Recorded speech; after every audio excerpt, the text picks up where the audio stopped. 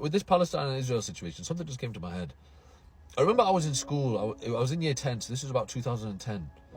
I remember we were learning about like how black people were slaves and they were sold as you know, literally as a product almost. How Hitler did what he did, and I remember even being as young as I was.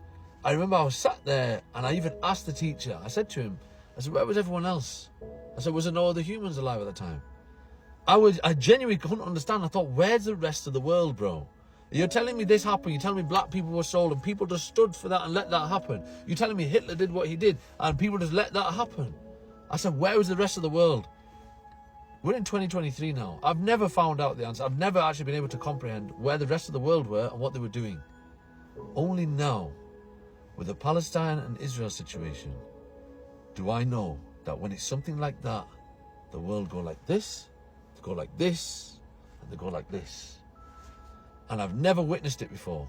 That was a bit dramatic, wasn't it? Lights turned off. I've never witnessed it before.